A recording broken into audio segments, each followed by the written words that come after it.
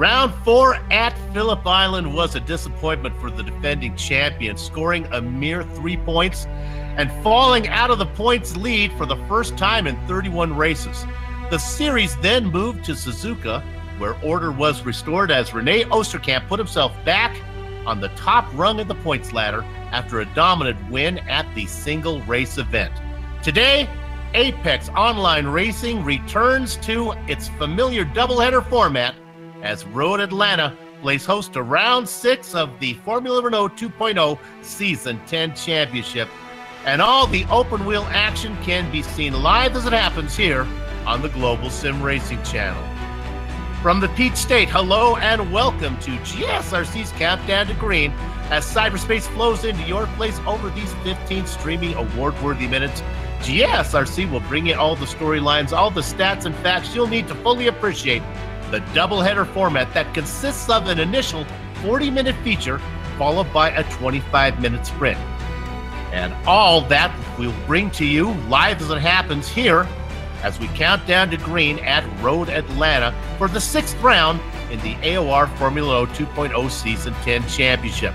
And here to do all of that is yours truly, Bill Soupson, joined way up in the press box to bring you our bird's eye view by the hardest working man in sim race broadcasting, Joe Peak. Turning the knobs and pushing the sliders is our director, Sean Crackers Ambrose, armed with cameras provided by the Ansel Adams of iRacing, Dougie Beard. Now, a successful championship campaign requires the drivers to not only be fast, but to also get the car to the finish. Joe, at first glance, Road Atlanta looks tame enough, but as you get to know her, a driver finds out this place can bite. And it bites hard, too. This place is pretty merciless, especially on faster cars like the Renault.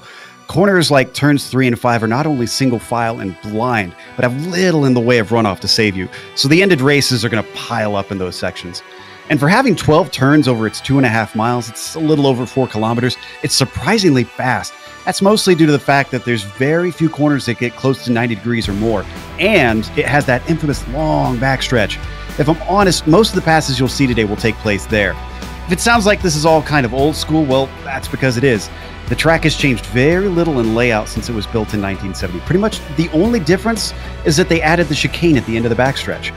But what you're really going to notice is how hilly this course is. The only part of the circuit that isn't heading either up or down is probably the front stretch.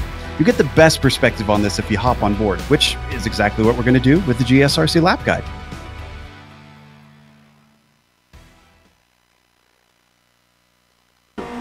Once the track starts heading downhill, bring the car off to the right and get ready for the absolute best place to overtake, the chicane.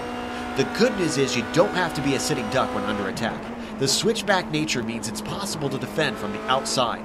As you come under the bridge, shorten the turn by cutting across the inside, then swing wide for the scary final corner. Hopefully you kept it all together and have now finished the lap around Road Atlanta.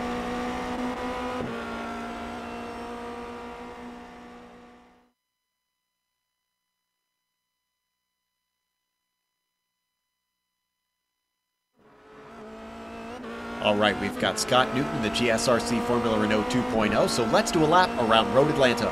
Approaching turn 1, this can sometimes offer passing opportunities, but it's gonna be hairy.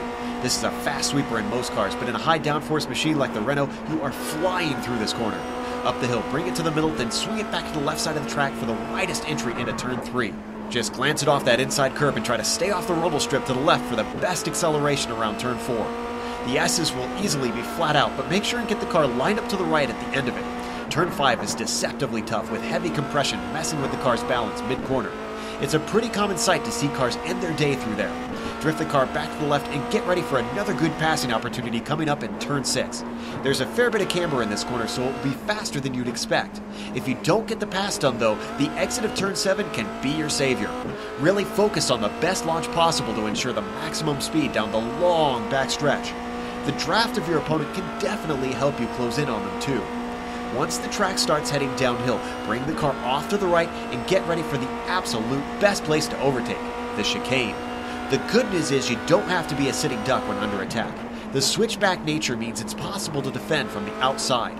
As you come under the bridge, shorten the turn by cutting across the inside, then swing wide for the scary final corner. Hopefully you kept it all together and have now finished the lap around Road Atlanta.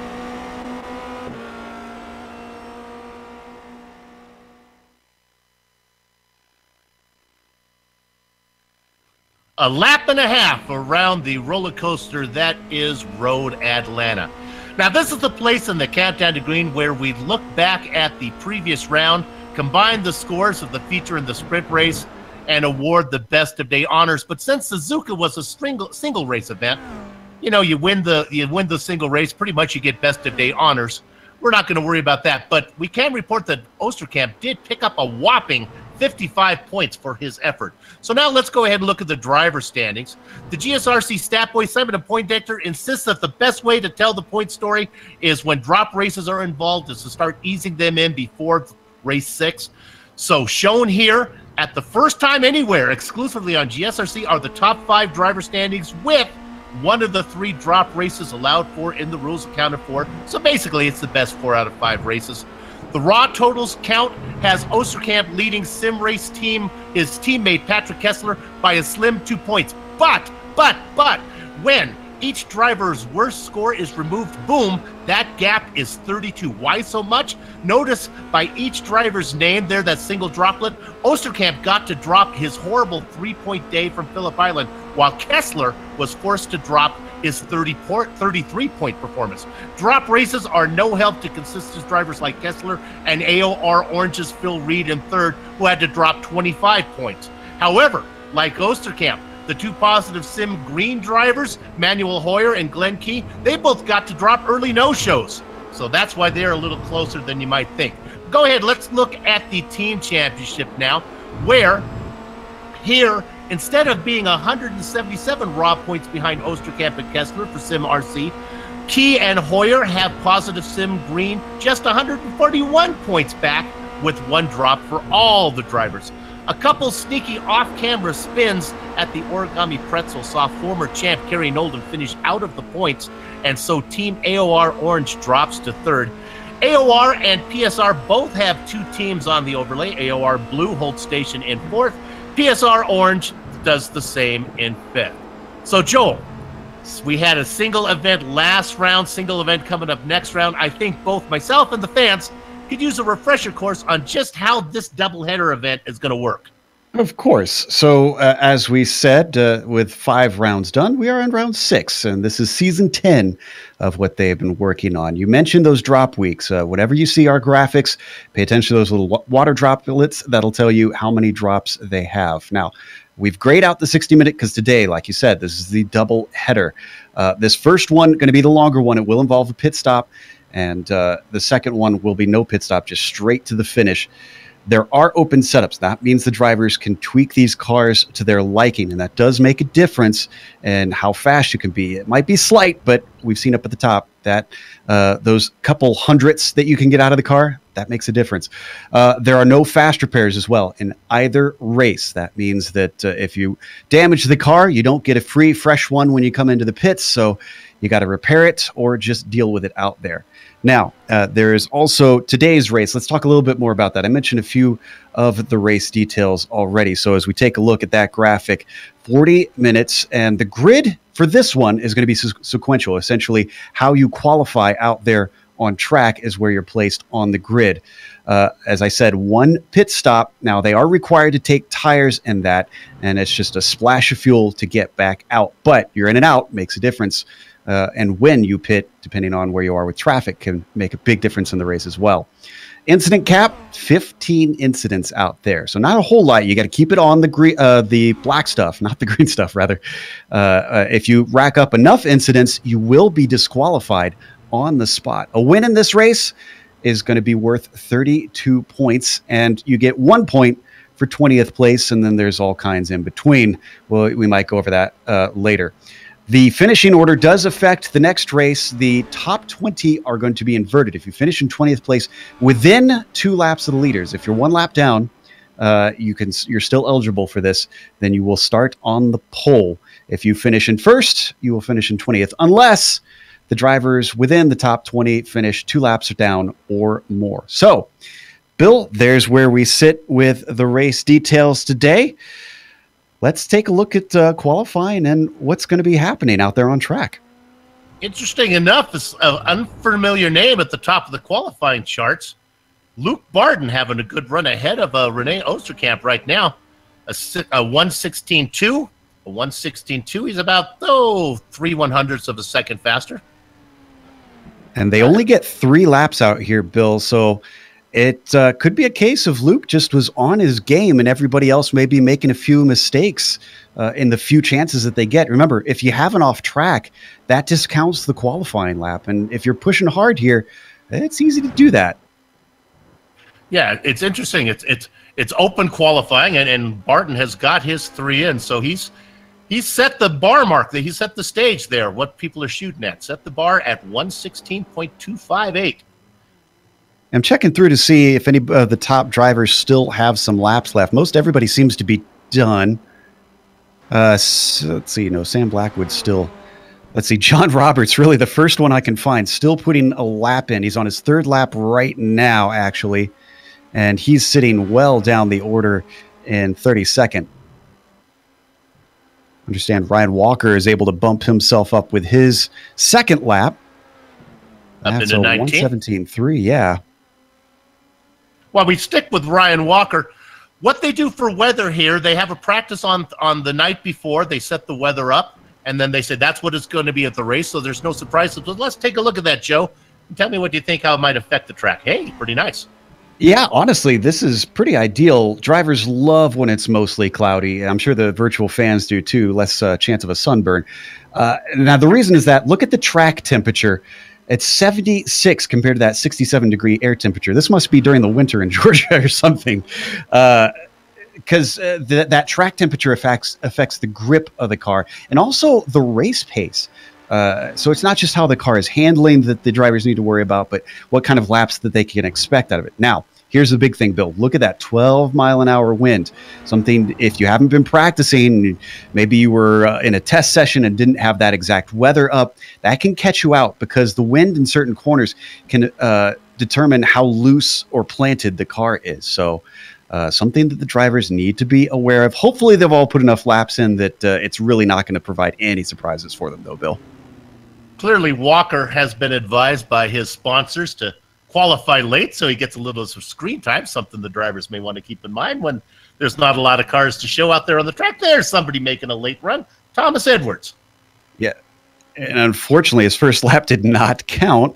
I told you, if you're pushing hard, you can get those 1Xs. And most of that, honestly, Bill, is I'd say through turn 3 where it's tempting to try and cut in too hard and clatter over the curbs. Or places like turn 5 that like you just went through, where if you go a little wide, if you're pushing really hard, you can get out into that gravel and not wreck, but still rack up an incident point. Generally, you might sometimes see it right here out of turn 7 if you're pushing a little too hard, but honestly, you're going to be slow even if you get up on that curb, which is a big, I think, a point that a lot of these drivers are going to be watching out for, Bill. I know you always like to talk about these curbs. Here, it's not so much the damage or unsettling the car, it's that it makes you slower because you get a lot less grip out of the corners when you're clattering over those curbs. You can always tell the health of the series by how many drivers show up. We have 34 here today in a summertime. That's pretty darn good. Now, Thomas Edwards, currently the last car out there, his goal may be maybe not to win, but maybe get to that, what we like to call the Dos Equis position. That's the 20th spot where you'll get regrid to the front. He comes across the line and does put in a time. 30 seconds. He's going to grid in 32nd.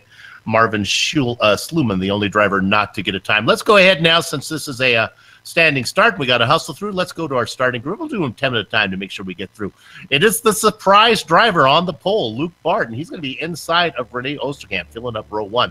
The next row is Patrick Kessler and Josh Thompson, a couple veterans there. Newcomer, Alex Sadler. He has been really fast. He's going to be in 5th, inside of Kerry Nolden.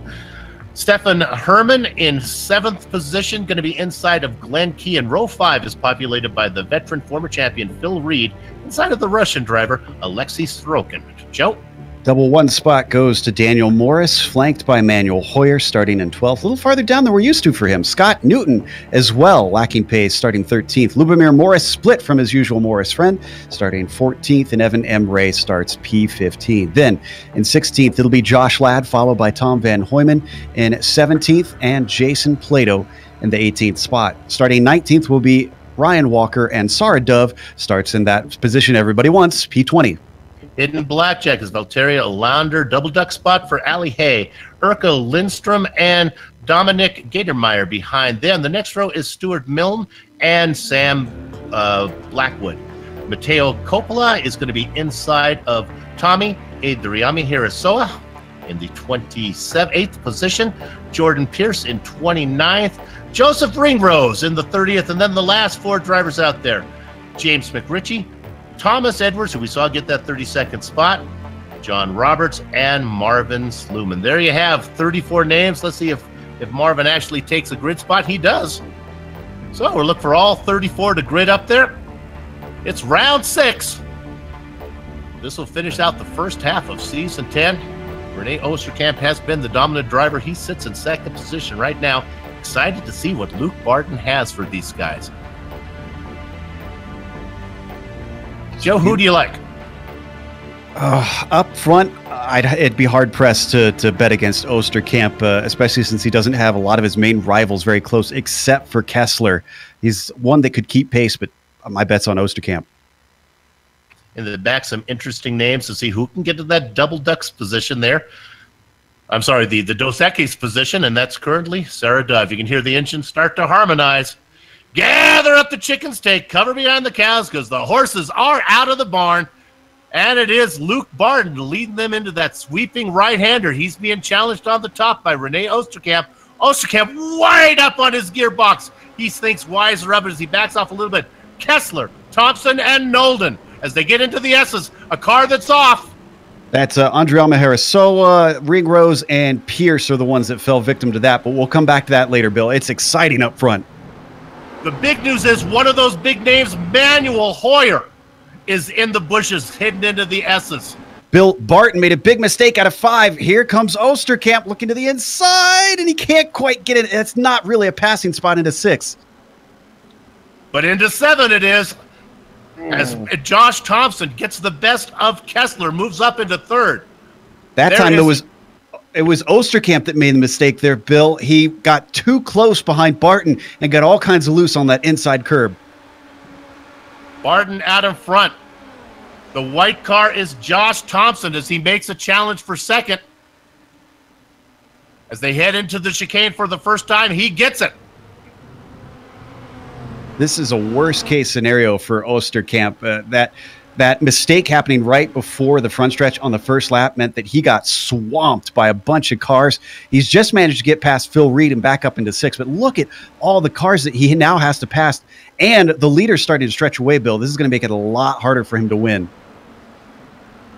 You're looking there at Reed all over the back of Oosterkamp again through this technical section. Now, Joe, it's got to be single file through here, right?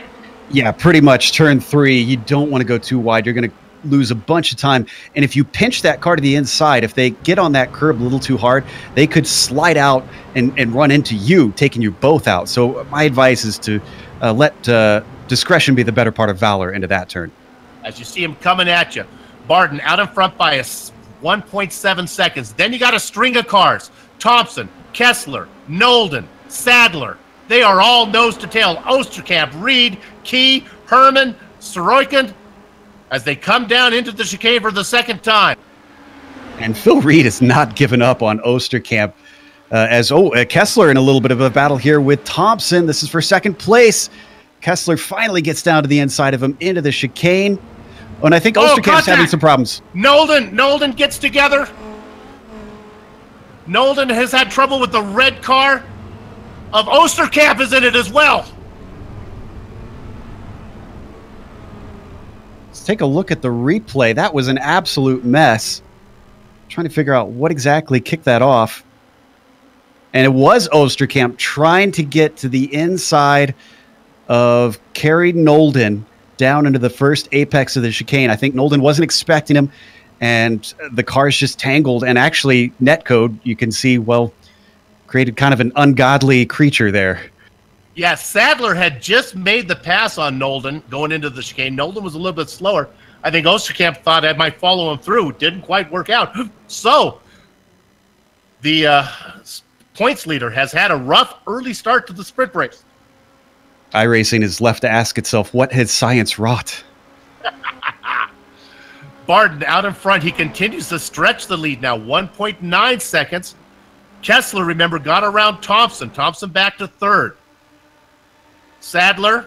And how about this? Lubomir Morris in 5th. Started in 14th spot. Woo. Yeah, that's quite a climb. He was helped out a little bit by the cars that were tangling there before, but he is ahead of Alexei Sorokin right now, who started in 10th. So he's done this by not only being safe, but just being aggressive at the start. Sometimes that pays off. Look up at the front as these two start to battle. Barton just took fastest lap. Luke Barton has found a home here in Atlanta. This surprises me, honestly, as Nolden goes a lap down, unfortunately, and we're still watching Morris, who did get overtaken by Sorokin for 5th. Oh, we had a car off. John Roberts in turn 3. This was a driver error, it looks like. See him getting back onto the track. We're going to pull up the replay here, Bill. Looking at Roberts there. Looks like into 1. Yeah, and you'll see as he comes over the crest, turn 3 is the right-hander. This is 2 here that turns left right before it. It looks to me like a little bit too hard on the brakes, and he's kept it out of the wall, but you can see the car's getting light. You're coming over a crest, and you get on the binders like that. The rear is just going to swing around on you if you're too hard. A driver, let's go to 18th position. This is car number 68. We're talking about Thomas Edwards. Remember we talked about him? He was a late qualifier. Well, he's worked his way up several positions now. Oh, my goodness. And as I say that, he puts it off in the grass. That's a little bit of commentator's curse there. Yeah, he was fighting with Marvin Sluman, who's also been following him through. He's from 34th to 18th. These guys really like to try and come from the back. Sluman didn't take qualifying time either. We talked about John Roberts. He is back in 20th, but that's okay. If he can hold that spot, he'll put him on the pole for the sprint race. Big names who are out. Rene Oosterkamp, he's gone. Manuel Hoyer also out of the race, I believe, unless he came back in. And look and see where Manuel is.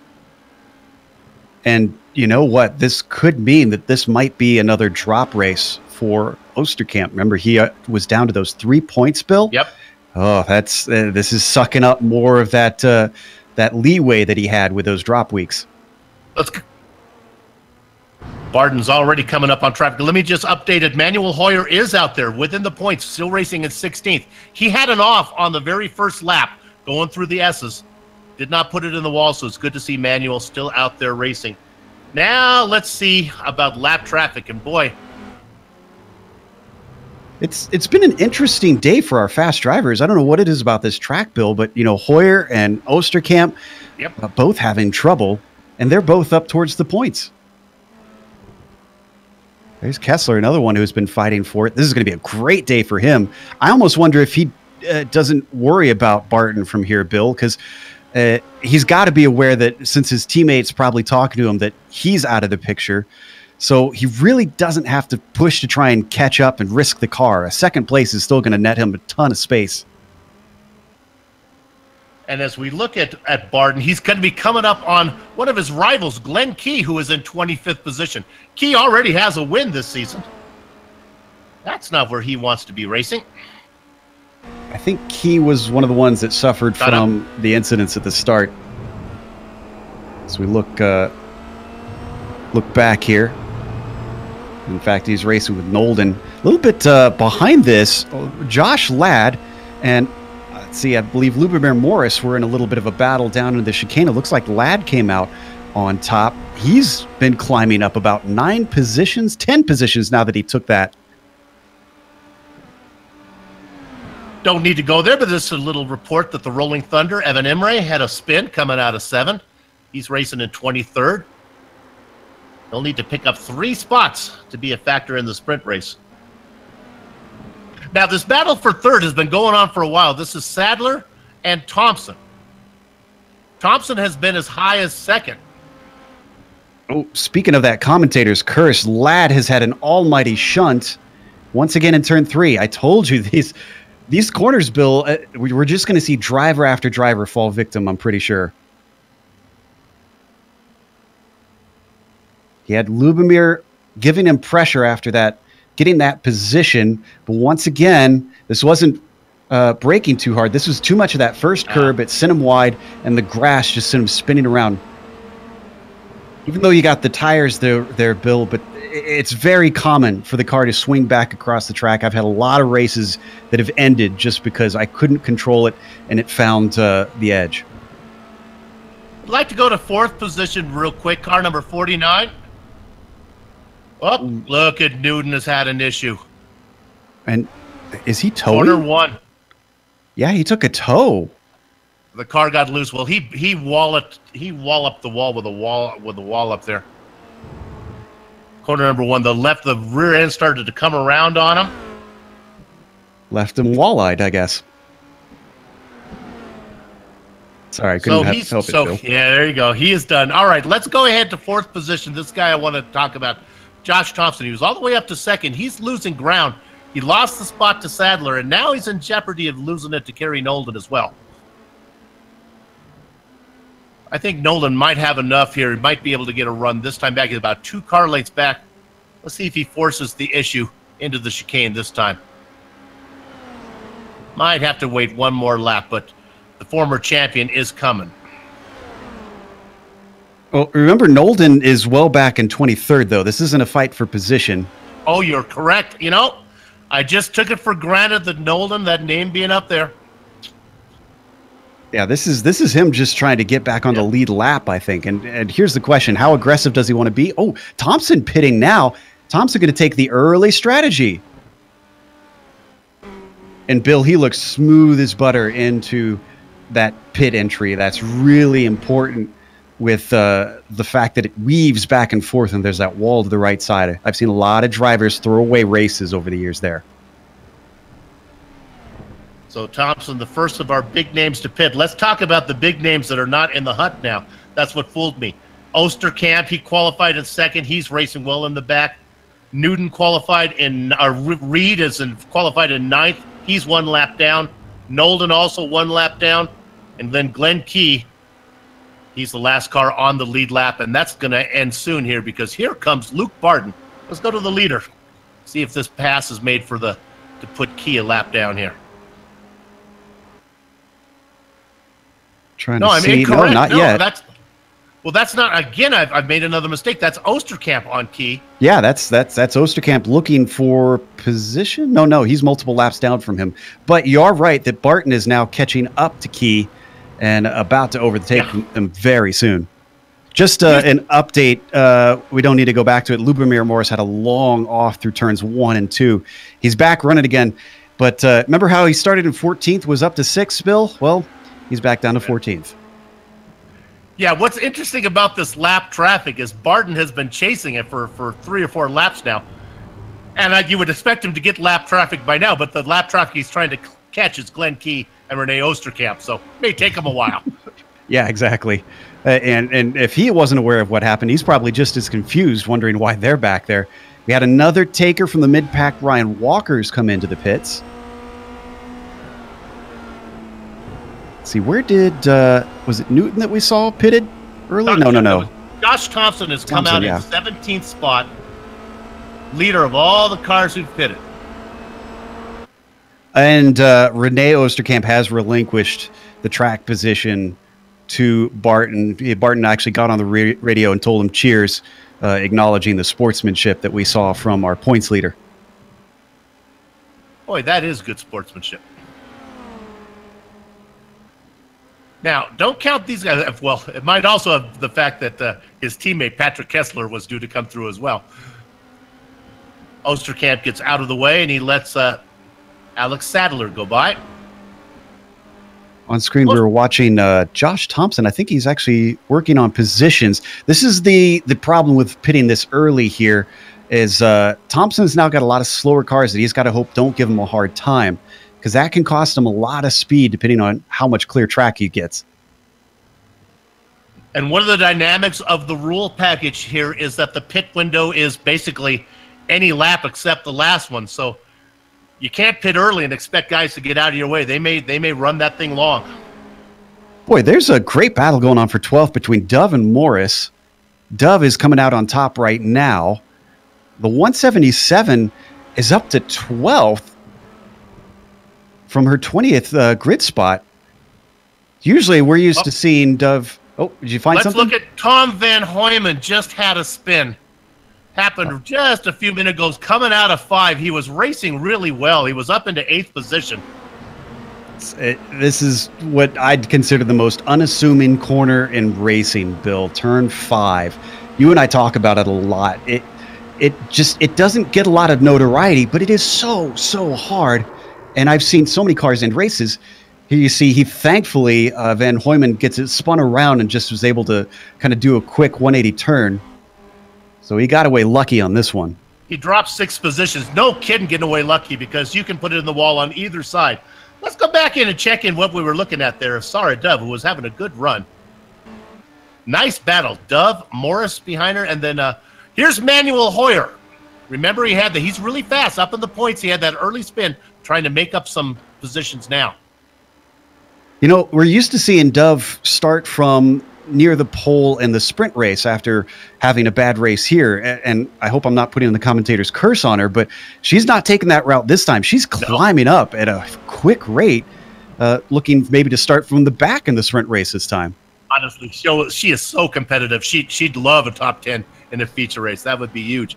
Morris and Hoyer. Hoyer has a good run on Lubomir Morris as they go down into 6. You can see from the paint schemes, these are teammates, not necessarily out there in this league, but at least on iRacing in general. And Hoyer is sitting at a good position here, Bill. The slipstream relatively powerful, so it's going to bring him up. I don't think he'll be beside him, but if he wants to try and outbrake him, I think he'll be close enough. Oh, and I think he lifted. Yep, that was a big lift that we heard. We'll stay on this a bit. We'll see if he makes a run into 1. Boy, he does not have a good run through the chicane as Lubomir Morris does. Watch out now, Sarah Dove. Second place just came into the pits. Patrick Kessler splitting it almost halfway here. And sure enough, the great run from Morris out of the chicane. Look at Sarah Dove working hard on the top side through 1. Holds off the attack by Morris. Wow. That's one thing I love about watching Sarah Dove races is she doesn't give anybody an inch. She holds you off if she thinks she can. And this means that Hoyer is all the closer to Morris, making this very much a 3-car fight. We'll go ahead and stay on this a bit longer. We can report that Kessler got out in front of Thompson. Won't be long until Dove runs down to Urka Lindstrom in 9th here, but I think the action's going to happen down this back straight now. Let's see what line Sarah takes. Holding to the left side for now. This is the natural racing line, kind of drifting across, and she's not going to defend. Morris down to the inside. His teammate Hoyer going to try and follow him through as he stays behind that green and blue car into the braking. And, of course, Sarah makes a liar out of me and lets them both through. Not to make a pun, but Dove was a sitting duck there on that one. Ooh. She came out of 7, and they had her lined up. Made me proud, Bill. Yeah, but she's not out of it yet, though. Yeah, I'm pretty sure she's going to try and come back at this. She's still got half the race left to go. Opportunities will come. And we've seen mistakes can so easily happen. It could be hard to pass everywhere except that chicane, Bill. Honestly, if it was me, unless it was the final laps, I'd just kind of wait patiently, put the pressure on, stay close enough that I'm not in danger, and try and put myself in their mirrors to shake them. We got some new names up front. Luke Barden and Alex Sadler. Now, Sadler's a little bit of a faux second position because Kessler pitted from 2nd. Yeah, we've lost 2 of our top runners to pit stops. They'll cycle back through Thompson and Kessler. And right now they're sitting 13th and 14th. So and honestly, that's not really mostly due to pit stops. They're just gaining positions on track. Mark it at home if you want to score with us. 27 seconds from Sadler, the guy in 2nd, to Kessler in 13th. That's your bogey time. 32 seconds back to Thompson. Hoyer's progress continues as he got past his teammate Morris on the backstretch, and he gets another from pit stops because Valtteri Alander comes into the pits.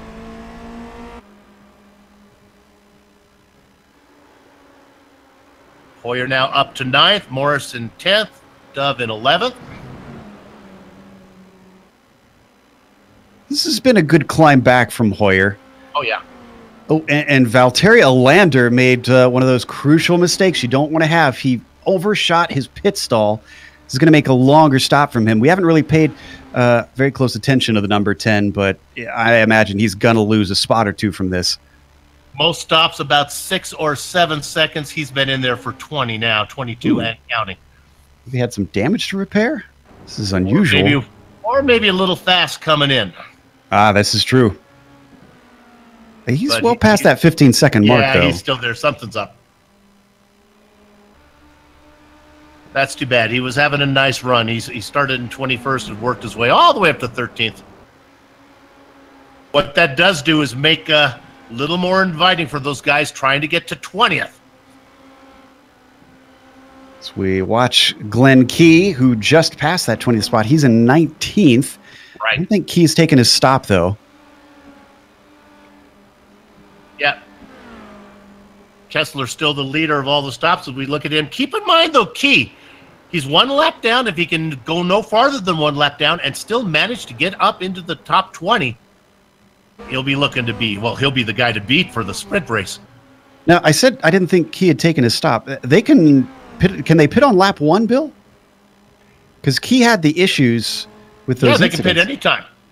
So maybe he's already taken his stop then, because I see 1 on his thing. Yeah. So he's sitting in a good spot to get some points, salvage his day. Interesting strategy there after his errors.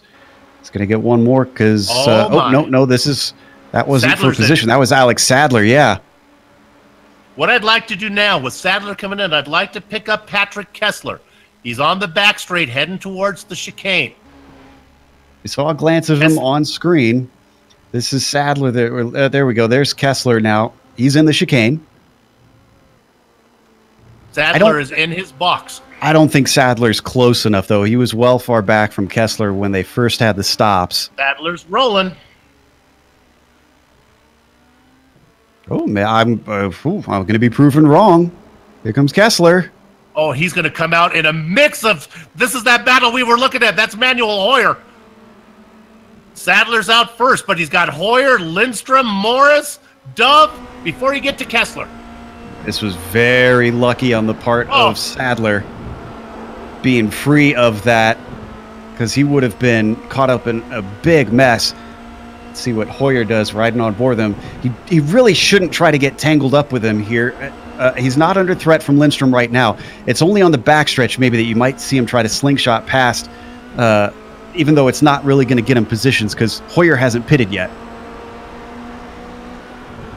A heartbeat longer, a pit stop from Sadler, and he comes out behind 4 guys. Here comes a pass for position. Sadler playing defense. If I was Sadler, I'd almost say, or excuse me, Hoyer, I wouldn't fight this too hard, just as long as I can keep Lindstrom behind me.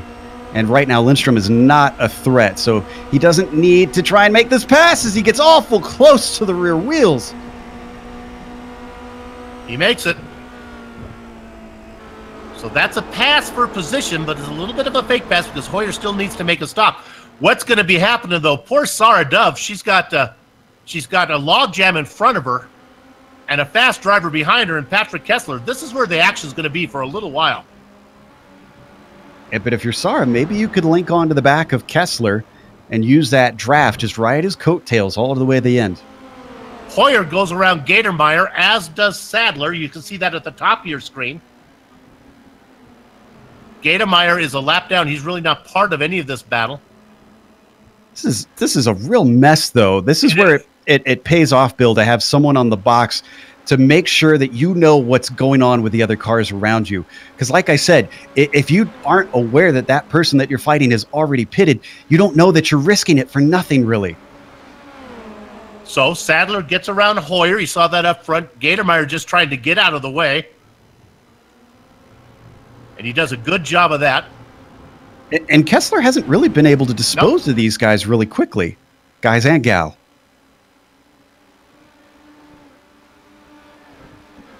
Hoyer's had enough of it. He decides to come pit.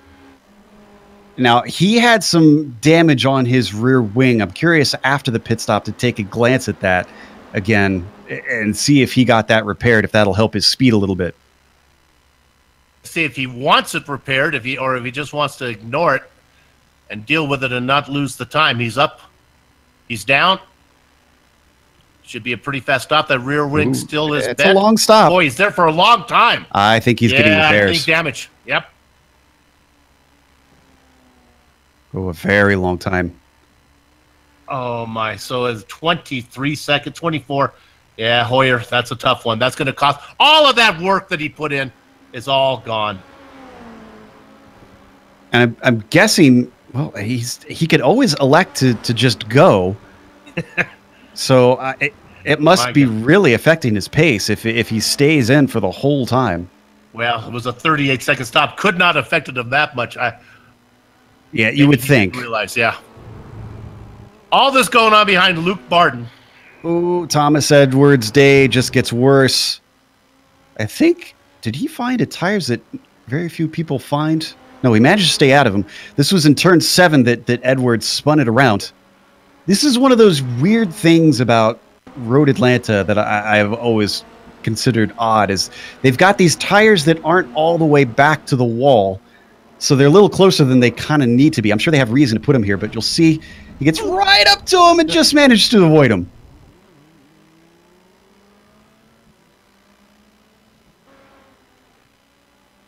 We have the top 9 drivers yet to pit. I'll read them in reverse order. Dove, Morris, Sadler. Oh, let me correct myself. Sadler's pitted, yeah. Yeah. Hay, Plato, Morris, Herman, Sorokin, and Barton. Been mostly smooth sailing for Barton, other than we saw a mistake from him on the first lap when coming out of turn 5. He had a bobble, and that brought Osterkamp up to him, but obviously hasn't really affected his race because it's just been smooth sailing.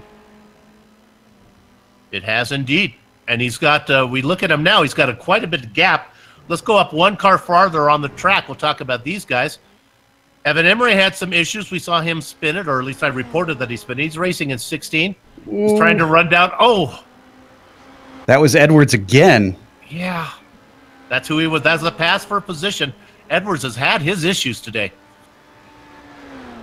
Yeah, we didn't see it on screen, but Edwards got on the gas a little too hard out of turn 7 and went to the opposite wall. He might have clattered on it. Yeah. Let's look on the replay. I think he got on the gas with the left sides on the grass, and I think that's why the car came around. Watch this. He looks hard to get on the throttle when half the tires are on the foliage. There's less grip out there. And he's going to bring it to the pits. He must have just touched the wall. All these positions that are lost by these guys back here in 10th to 19th are all opportunities for the guys trying to get to that 20th position. Let's report on Manuel Hoyer. This is important. He's come out. He's in 18th.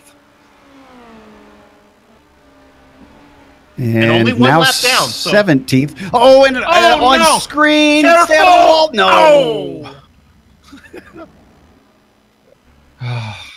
So this was a case exactly like you just mentioned. He pushed the limit of the track, and coming up to turn 1, it's so fast, Bill. You gotta come in from way to the outside. But if you do that, you are on the brakes just a little bit, and when you do that, you're going to see the left tires just touch the grass, and it brings the rear around. And he's going so fast at this point, even though there's a lot of gravel out there, he still found the tires. We talked about it in the countdown to green that this track can bite you. And it's part of why it's one of my favorites, Bill. It's a challenge, and in a way that is fair, I think. And with some great passing zones, I like here too. Passing is fun. So we're still waiting for the front guys to come in, and we can wait a while. And it looks like Barton, I'm getting the report, has come in. Yes, he has. That's our leader, and he's not followed in by some of our other drivers, so Sorokin's going to lead a lap. Stefan Herman. Now, usually we would go back and pick up a driver that he's trying to get out in front of, but honestly, he has been so dominant that unless something bad happens, well, I think Sadler's going to be relatively close here. I think Sadler's gained some ground. Barton's coming out, and Sadler's just about 3 seconds back, but that's not too far away from traffic or a mistake to bring him into this. Yep. So Sadler now second of all the cars who have pitted. Let's look at Kessler in ninth. He's racing Josh Thompson. That's a good battle. Let's make sure they're both had made their stops. Yeah, Thompson, a talented driver, as is Kessler. Now, I know we have a camera that's kind of right over the shoulder of the drivers. I wonder if we could hop on board Thompson, because one of the interesting things, we talked about the elevation change here, Bill. If we could get an idea of the driver's point of view, there's some crests around here. Yeah, this should give you an idea. It's just slightly higher. There's some crests where you come over, you can't see what's on the other side, especially if we can stay on until after the chicane. He's going to duck to the inside, and you're going to see that if something happens coming out of the chicane, Bill, you can't see over that hill. So if cars are spread eagle across the track, you're just clueless unless you have a spotter to let you know. So Thompson moves up now. What is look ninth? At this right here. Just totally blind. Go ahead. Sorry. Go ahead, Bill. No, but he moves up to ninth. Another thing, there is also pit entrance. You can be caught by surprise. Oh, yes. If drivers start slowing down a little bit early, you can run into the back of them. I've seen it happen many a time. You need to telegraph that move if you're coming into the pits. Pull it all the way over to the right so that the driver knows that something is up, because you're way offline there. There's Herman sitting in 10th. So Thompson moves up into 7th, and that's really, if I go through here, that's second of all the cars who've pitted, and ahead of Kessler, who pitted from up front. So Josh having a good run. A very good run. He did start in 4th. So third of the cars who've pitted. Now we have our leader, Alexei Sorokin. He'll be running. Alexei can run for as long as he wants, but he's going to come in now. We're there. He is on screen. Document the cars as they go by here as he loses position. Staying out is Daniel Morris. He's going to lead. Plato's in. Plato is in, so he's not going to pick up a position. Luke Barton, he's going to go by. And so there's what we think is going to be our leader. Now where is this Triple Eight going to come out of Jason Plato? He started 18th. He was running third. Again, that was partly due to pit stops. If he's got a relatively good stop here, is he going to come out? No, he's waiting long. This is disappointment. Little bit long, just 10 seconds. I was going to say, he's running well. I think he might be coming out in the top 10. Yeah. Yeah, Plato having a good one. We can report that Sorokin had come out. He's behind Kessler. If we can quickly go up, there's Sorokin and Kessler now ahead of him. But look what has happened once Thompson got around Kessler. It was good night nurse. Thompson is picking him up, putting him down. Wow. Great pace from Josh. We're used to seeing this Radicals driver over in the IGPS series as well as here. Something about these open wheel high downforce cars really jives with that number 49. So I wouldn't be surprised if maybe he's eyeing up Sadler from here. I'll have to watch his pace to see if he can gain on him here in the last 7 laps. What I want to do, we're going to forget Daniel Morris. He is our leader right now, but we're going to run through the field, starting with Luke Barton. Just subtract 1 from each one of these positions because Morris is going to be out of the way soon. Here's your leader, Luke Barton. Then you go back to Sadler, racing in 3rd overall, 2nd. Then you got to go back about another 5 seconds if we can get to Josh Thompson. Thompson comfortably pulling away from Kessler, who races 4th once Morris gets out of the way. And then a quiet run. We have not... Oh, my! Right in front of Herman. That was John Roberts. Maybe we can catch it on a replay. This is corner number 5. Just happened as I looked back. Herman, who's having a quiet run. We're pulling up the replay, and Bill, this was a case of too much of the inside curb The car may be really loaded in this corner because of the compression up the hill, but it's also incredibly unsettled. I found this in every car I've driven here, and you'll see, yeah, just the left wheel's on there, and it bounced the car around. I could see it from the angle I watched at, and that's why he looped on him. Herman got really lucky there. A quiet run as he sits going to be 5th of all the cars who pitted. Ahead of Sorokin. I'll just run out the rest of your top 10 here. We talked about Plato. He's looking for a 7th place finish. Ali Hay in 8th. A nice little battle back here. Let's look at Walker. Well, no, I guess it's not. Walker's coming up on the back of Gatemeyer. Walker there's Walker in 10th position, really 9th. And then Lubomir Morris. Not to be confused with Daniel Morris, who's leading. The Morrises always tend to battle each other. They always find each other somehow. Can we go to P5 for a second? Because I want to talk about Kessler and what this means in the championship, Bill. Because I remember at the start, I was like, oh, maybe he'll be happy with 2nd. I don't think he's going to be happy with 5th. His main rival has fallen back, and he's given away points chances here, especially since he's got consistency on his side. He really wants to just keep racking up the top 3s, the podium finishes, and he's not going to do that today. So he's going to be cursing himself if he misses the championship by a few points when it comes to round 12. You're looking at that quickly. If we could go to car number 29, this is Rene Oosterkamp. Now, if you paid attention to Joe, Rene Oosterkamp racing in 20th position. Joe, you might think he'd get the pole for the sprint race, but that's not the case because he's 3 laps down. 3 laps down. Gotta. So, I think, yeah, Daniel Morris just pitted. So Morris is in and out, and things return to normal. He's going to cycle out, though. Pretty good. He's going to cycle out. I'm showing him in coming up behind Sorokin. Yeah, 7th. Very nice. After starting this race in 11th, so a few positions gained. Not phenomenal, but good. So if you are interested in who's going to be on the pole for the sprint race, well, it's the man who's done a great job of getting out of the way. We're talking about Dominic Gatermeyer in car number 37 to 19th. And he's not in any threat of losing this second lap down. So right. He's got about half a track back to Barton. So he can still be really patient here. Just let the drivers by if he wants to solidify this 20th spot. He started on the pole before.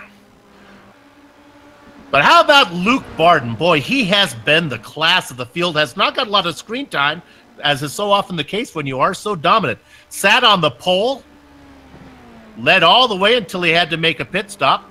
Now remember, and has 2 seconds on Sadler. It was 3 seconds between them when they came out of the pits, though. It's down to 1.8. Now Sadler's pretty much out of time unless we get a big mistake out of the number 12, Bill. But Sadler looking racy here. Yep, might be a case of Barton just minding the gap right now. Oh yeah, it's jumped back up to 2.6. So never mind. It's still down from what it was at the pit stops, but much farther back. Best battle on the track is Kessler in 4th and Stefan Herman. I believe Herman is running them down. Man, what a disappointing day for that number 28. Hoping for so much more, I'm sure, when his rivals fell by the wayside, and just watching valuable points slip from his grasp. But 4th place is decent enough, but it's his pace from what we've seen the rest of this season, Bill. I'd say if things hadn't have gone wrong, Kessler deserves more. Now, those cars are painted the same, but they're cousin teams. It's SimRC and SimRC Retro. Herman racing for the Retro team. Kessler, of course, teamed up with Oosterkamp. That team is leading the points. I think Herman's got to run at him here through 1 if he wants it. Good run out of the final corner. Sure they're not nephews and uncles here? Oh, my God. They must be very close because Herman just backed off into 1. At least maybe didn't want to make it there, or maybe they're racing for points. It's very little breaking into there. He was not in a position to try and make a move. Plus, it's so risky. Again, like you said, they're teammates with 1 minute left to go.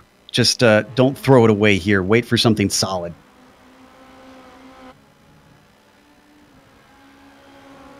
Looks to be the best battle on the track, honestly, of all the cars that are on the lead lap. Everyone else just putting in the putting in the corners right now. So let's stay on this one as they go down the back straight. I'll keep us abreast on the leader because I think he's going to get the white flag. This is definitely more interesting what we see on screen now. Herman making the move. Kessler puts the car right in the middle. Herman decides to do it on the top side. And boy, with the run that he had, he's going to have it finished up even before they get to the chicane. Joe talked about the disappointment from Kessler, but it gets even a little more sour as now he sits in 5th. I'm glad to see this with the teams, though, that they're just letting them race. There's no team orders, even though they're on opposing teams in this league. Let the chips fall where they may. If you want the championship, got to earn it. Well, Herman has spent plenty of time on the top 5 overlay looking to get back in there. He does not have a teammate for SimRC Retro. He's doing it all on his own. Barden has taken the white flag. He's negotiated corner number 5 and 6, working through 7 now. Down the back straight with a comfortable 3.3-second lead over Alex Sadler. How about some fresh meat at the top of the chart here? Luke Barden and Alex Sadler going 1-2. My hat goes off to Luke Barton for this race. We were surprised by his pole, but Bill, he's backed it up. This is a solid driver right here today. Negotiates the chicane for the final time out of the final corner. Nothing between him and the checkered flag now. The feature race win. Round number 6, AOR Formula Renault 2.0 championship goes to Luke Barden. Alex Sadler gets 2nd. Josh Thompson 3rd. Honestly, no battles out there. Herman's going to come home safely ahead of Kessler.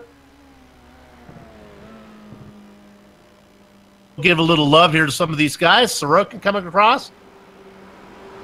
Emre is a little close to Lindstrom for 12th. I don't think Emre's got an opportunity for the pass, though.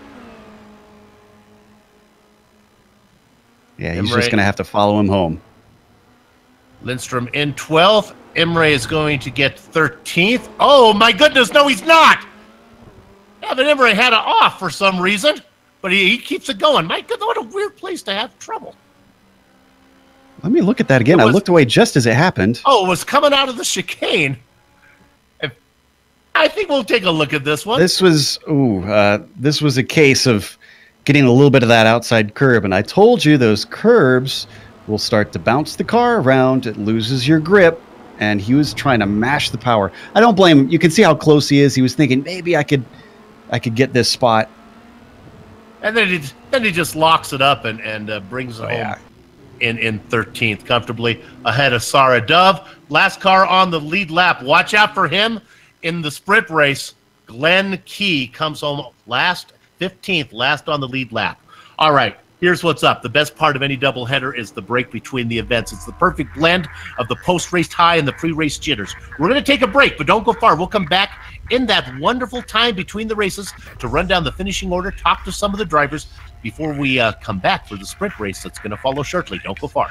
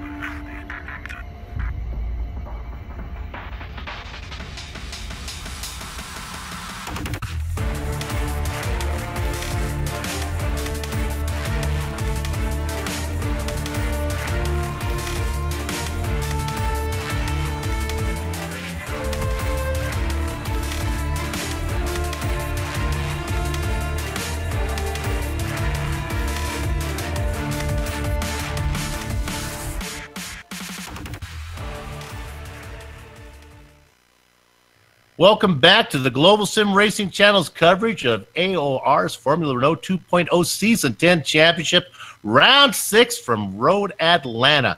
Time to run down the finishing order of the feature race that just concluded. And let's go ahead and take a look at that right now. It was pretty much a wire-to-wire win. Yes, he was a few laps. He did not lead after the pit window.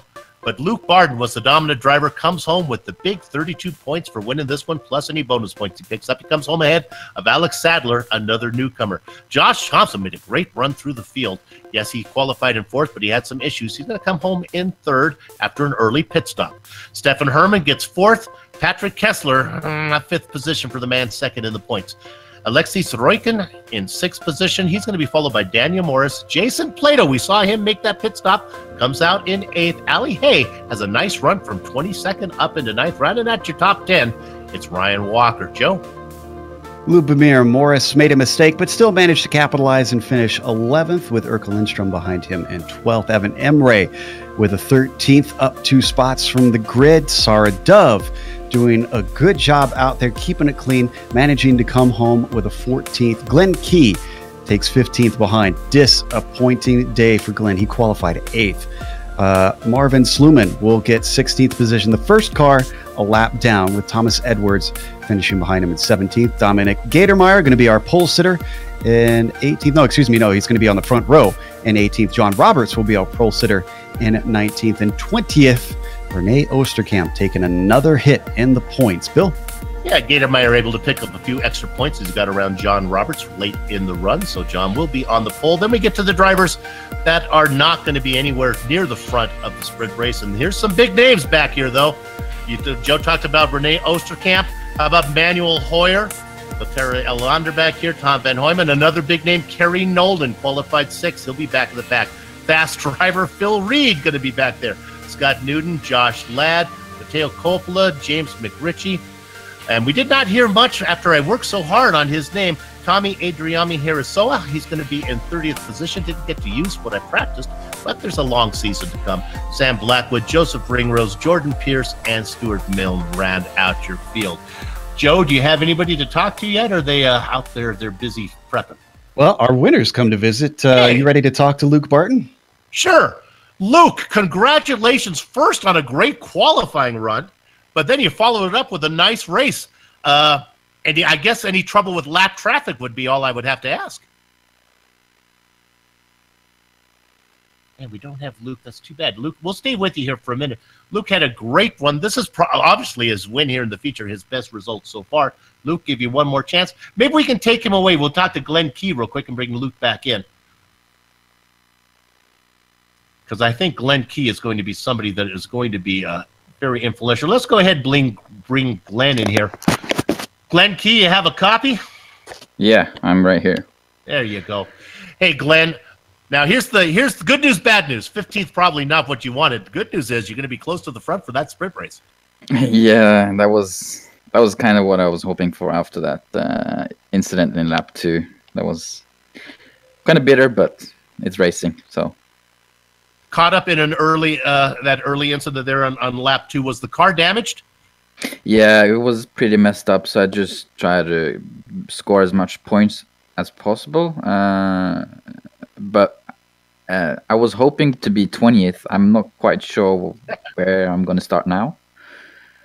But, well, I think I can give you a pretty good idea. The regrid goes to 19th, so it looks like you're going to be inside of row 3. That's not so bad. Yeah, so that's the crash in race 1. Shame, pity, but I was just focusing on just going ahead, and then definitely gonna score big in the sprint and hopefully celebrate with a beer. What kind of beer in Norway? What kind of beer would it be? It's actually it's called Northern Light in Norwegian. A Northern Light beer. It's a local beer from northern Norway. Is it good with lutefisk? Actually, it's good just on its own, to be honest. Your teammate Manuel Hoyer, he had some issues as well. He was trying to do the same thing, and then it went from bad to worse. He put it in the wall. Road Atlanta, this is tough. You make a mistake, this track will bite you. Yeah, for sure. And you really have to fight with the car through the corners. So my arms are really exhausted right now. So there's a lot of curbs you have to control the car over, and really you can't relax. All right. Well, we'll watch you starting. You got 4 cars in front of you to get around. Then you should have clear sailing after that. Good luck in the sprint race. Thank you very much. There you have it. Glenn Key already has a win this season, and he made our highlight reel that we put out, our best finish every race. He was in an incredible battle with Josh Thompson earlier on this season. Joe, shall we try one more time? Shall we give? We will in a second. Glenn or Luke is going to be back. He's just rebooting his program here, and then we'll get him in. Hopefully, here he's coming back. Let's bring him in and see if he's working now. Luke, do you got a copy? I can read you loud and clear. There we go. Luke, congratulations on the win. We have to admit that up here in the booth, we were a bit surprised at your pole, but we have to say you backed that up in the race. Yeah, I really suck when I'm under pressure. So getting my head down and getting some space out front really just let me put down some solid laps. And speaking of the pressure, let's talk about that first lap coming through turn 5, the uphill left-hander. You made a big mistake. The car bobbled, and suddenly you had both Osterkamp and Kessler on top of you. Was your heart in your throat at that moment?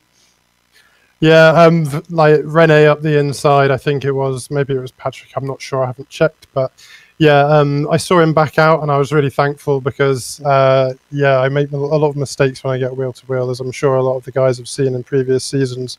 So thanks to whoever that was for giving me the space. That was indeed Osterkamp. This is probably one of the best performances we've seen from you that I can recall.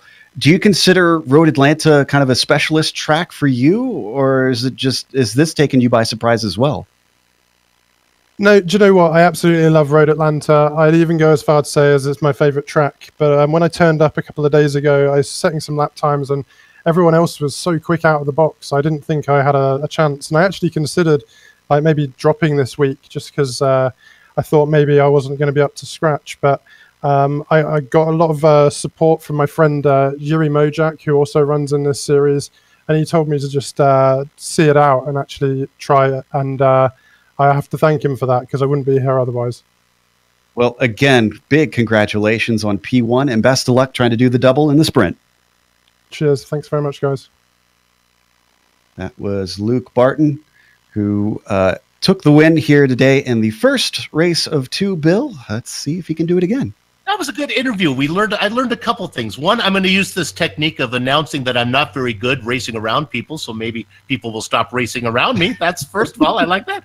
And then the thought that he thought he wasn't going to be very good. He was not going to race at all, and he ends up winning it. You never know. All right, what we're going to do right now, we'll take another short break. We'll get all of our ducks in a row so we can bring you the sprint race that'll be coming up in just a little bit. Don't go far.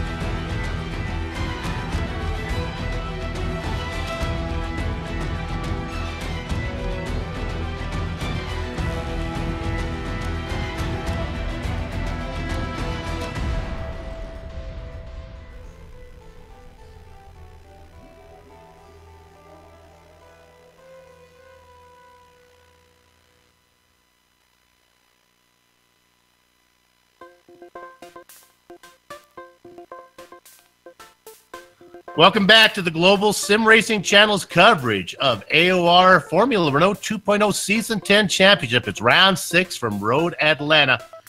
Joseph, the feature race is in the book, so what happens now? Well, now we've got the sprint race, and we'll pull that up in a second here. So basically, this is a 25-minute race compared to the last one's 40. That means that we have no pit stops. So these drivers are going to be basically flat out all the way to the end, not worried about tires, not worried about strategy so much as at least how it relates to, you know, where and when they try and pass cars. But usually, honestly, with that one, Bill, that means just pass them wherever you can. Incident cap is lowered because it's less time. So only 13 or you get DQ'd. And with this being a shorter race, the interesting thing is it's only 20 points for win, and they only go back to 16th now. So a little bit more incentive to try and climb through. We've talked about it many times. A championship run, you've got to be able to follow up a good feature race with a fairly decent sprint race. You don't need to win the sprint, but you want to at least make sure you score some points on it. That's how those guys get best of day honors that we talk about, and it'll be interesting to see how that plays out. You heard our interview between sessions. Glenn Key is clearly going to be the favorite here, starting in the 5th position. He's the fastest guy.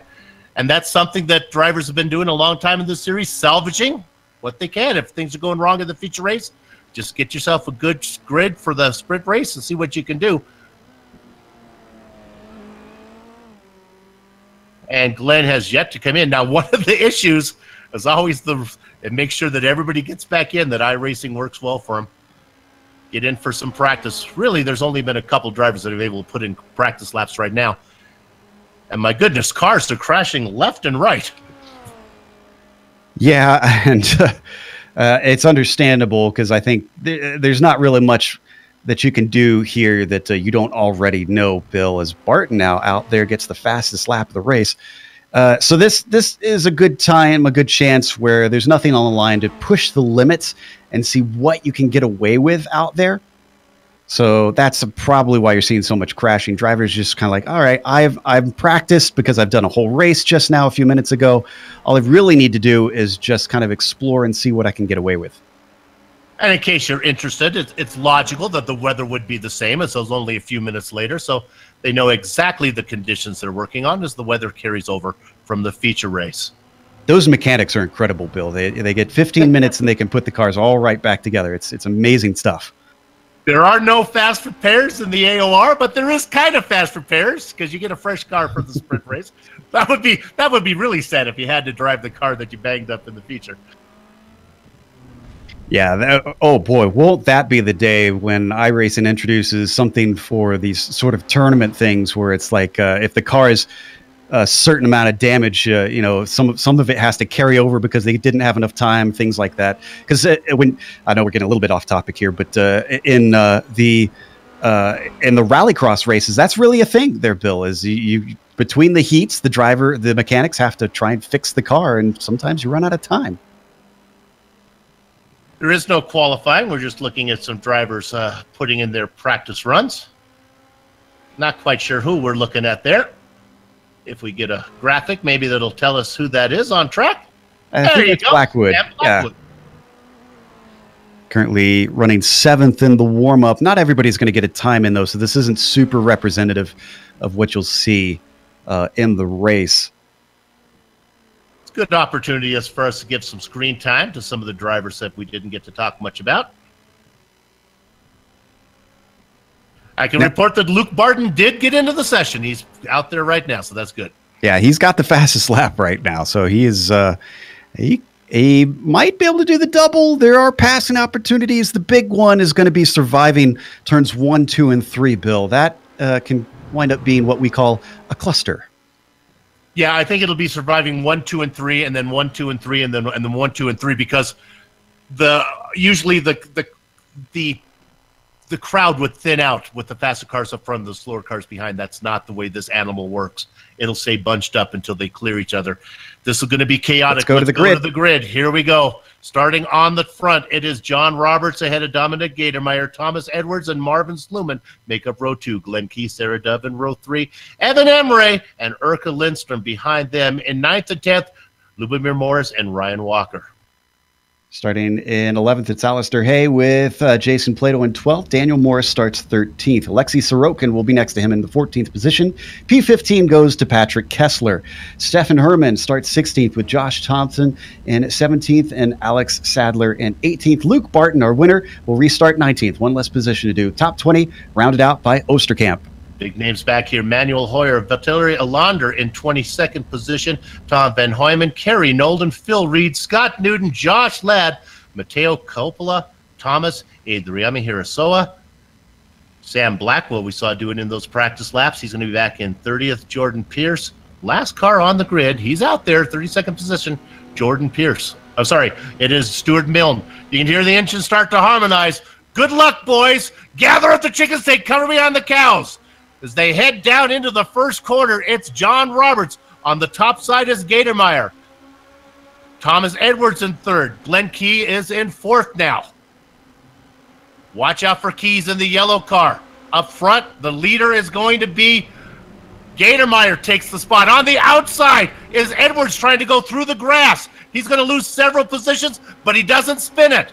Key up to 3rd. Sarah Dove now into 4th. Edwards off on the grass again. Oh, there's a bottleneck behind him. Edwards in the sand this time, just trying to get out of the way. He manages to keep it going straight.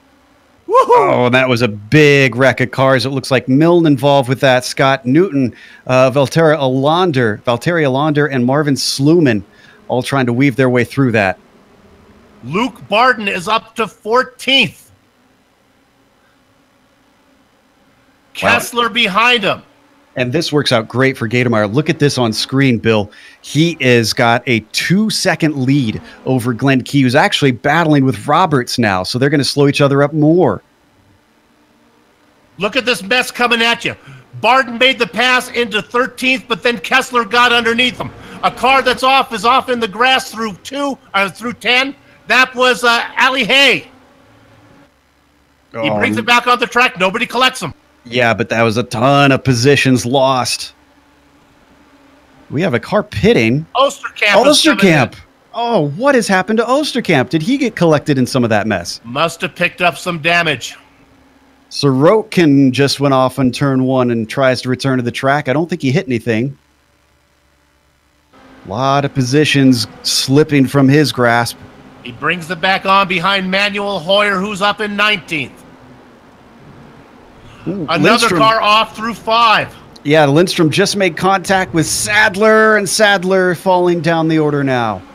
Sadler, who finished 2nd in the feature, not going to have that kind of run this time, unless he can make it back up. He's well out of the points. There we see Lindstrom gets away with it. Barton in 10th, Barton in 11th, Kessler in 10th.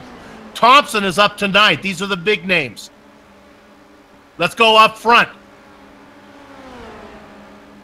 Battle for 3rd place, John Roberts and Sarah Dove, and Roberts is going to come out ahead of it, but Dove doing a great job. Remember, she started 6th. She's now in 4th, fighting for a podium, but Plato's coming up fast behind them.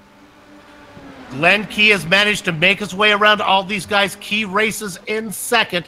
He is 2.2 seconds behind Dominic Gatermeyer. Wow, great move by Dove down into turn 1. Oh, and Roberts, did he make a mistake somewhere? He must have cut the course. Oh, who's that going right off? in front of him.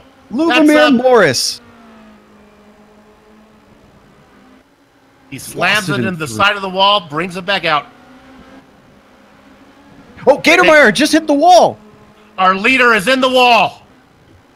That was the treacherous turn 5, Bill. He was all by himself. He had just set the fastest lap. He got a bit of a hospital wobble, and it went to the tires. Our poor director's trying to figure out which replay to go to. And I believe you might have missed the leaders. Yep. Yes, indeed. You were right, Joe. There it is. Let's watch it one more time. And really, I didn't see anything hugely abnormal. The car started to get loose, Bill. He overcorrected. And when you do that here at the end of the corner, that's when the barrier on the right is the closest. So there was no chance to save it.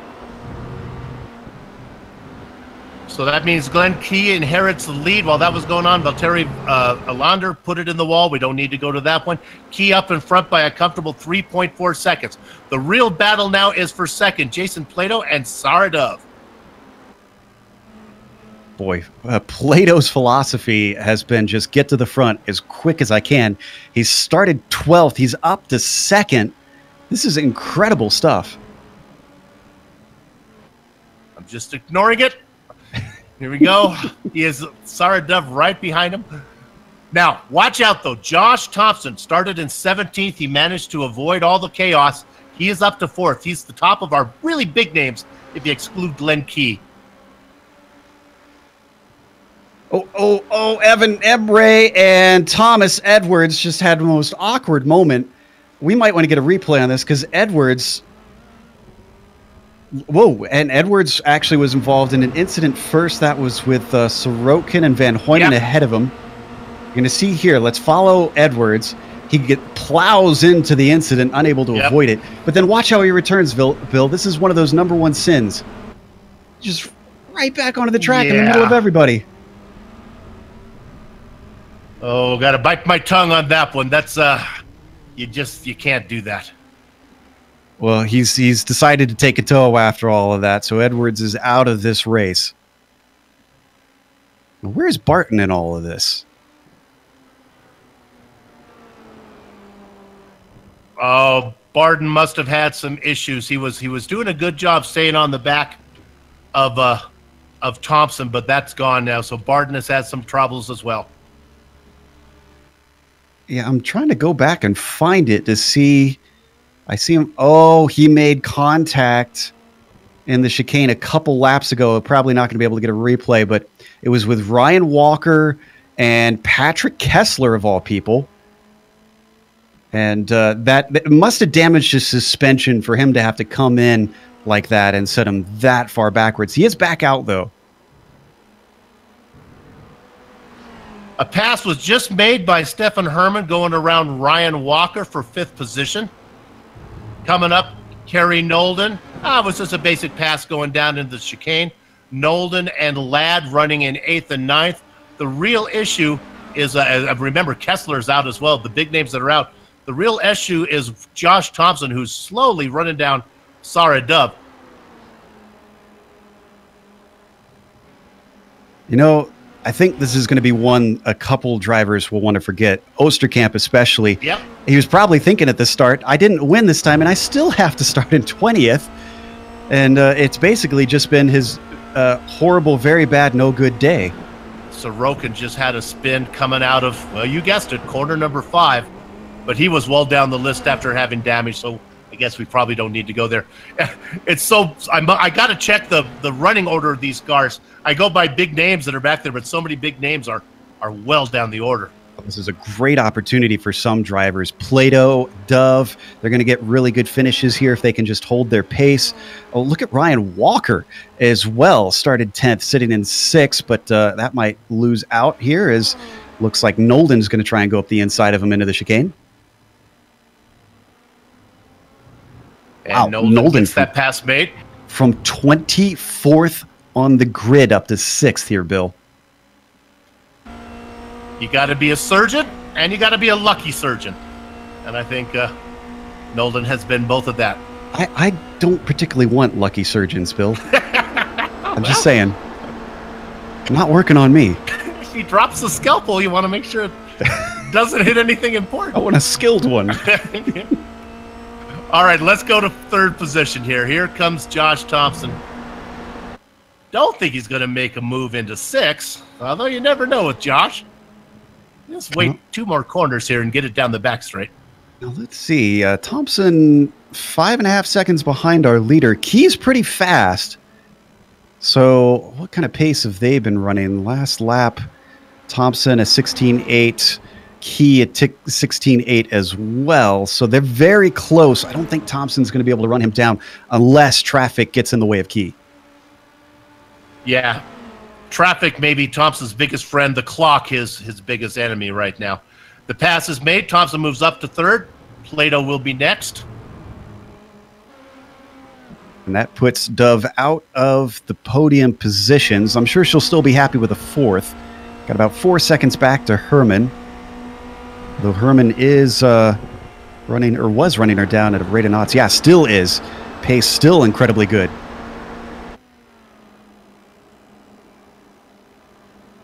A lot of battles out there, but many of them are from drivers who are a lap down. It's strange to see so many cars one lap down in a sprint race.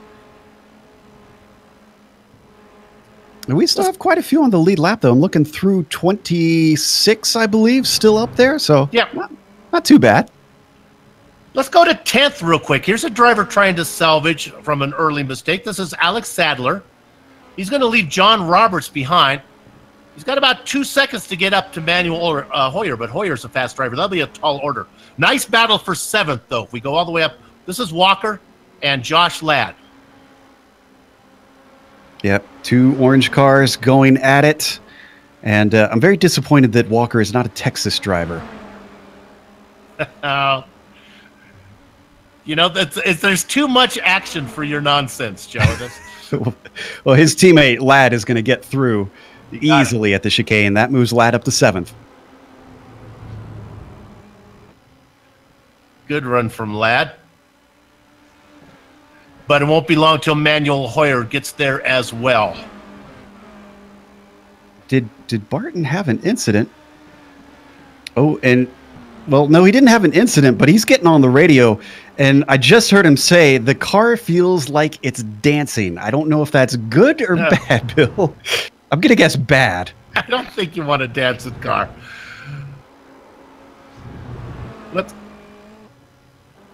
Daniel Morris getting by. I'm going to do this one for you, Bill. Andriami Harasoa. There you go. Let's go to 2nd real quick, because I think we're going to see a pass for that. Josh Thompson coming out of 6 or 7.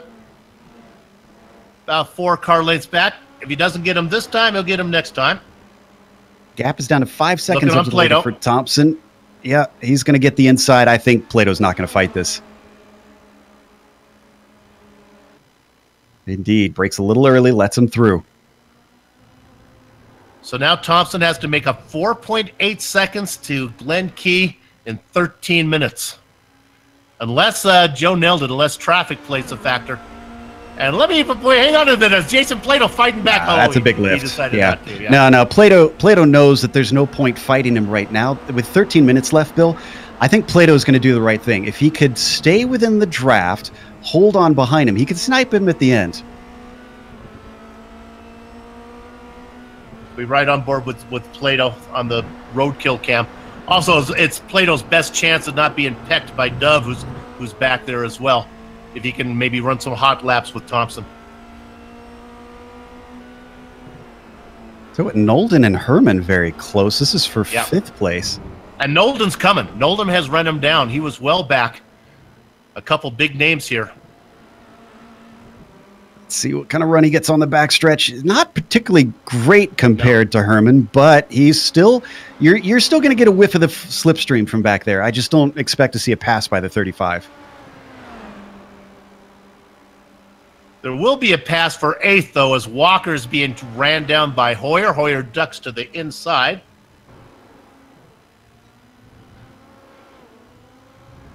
Hoyer walks on by. There you go. We're still on Nolden, but Hoyer makes that pass. Walker down into 8th. Coming down to the front stretch. I don't expect Nolden to make a pass there into 1. He knows better.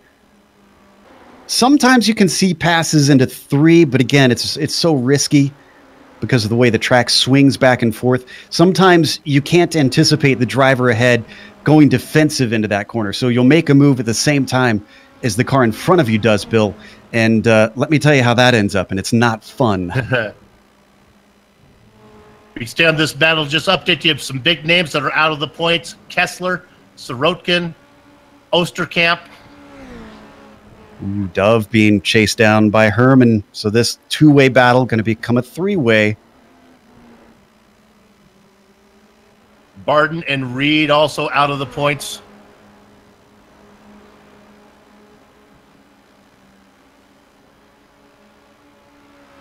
Looking through to see if there's any other action going on. There's a little bit farther down the field, but I think we should stay up front here because this is going to impact the race. Just an update on our top two. I think Key saw that Josh Thompson's the one behind him, and he is just holding him at arm's length at this point.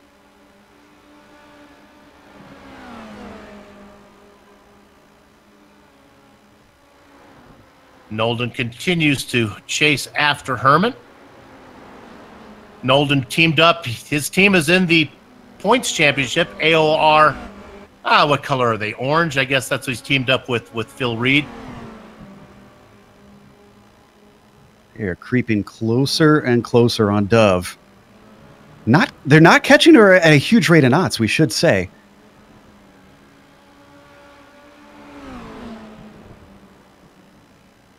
A little bit farther down, Morris and Pierce. That's Daniel Morris. And a little fight for 13th.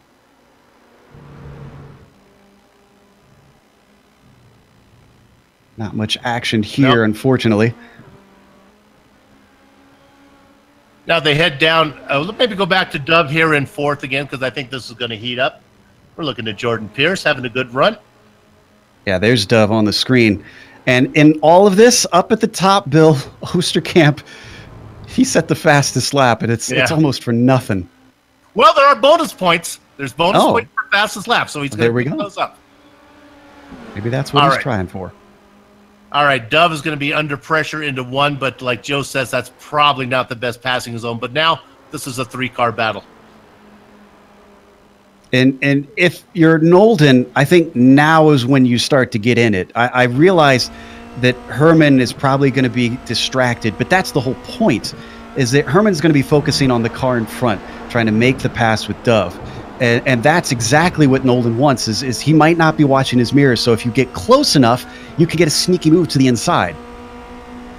Fortunately for Dove, Nolden has dropped off a little bit, and she won't have to fend off 2 cars. Oh, the car that was off there, don't worry about that. Oh, that's Plato. That's Plato. That was our second place driver.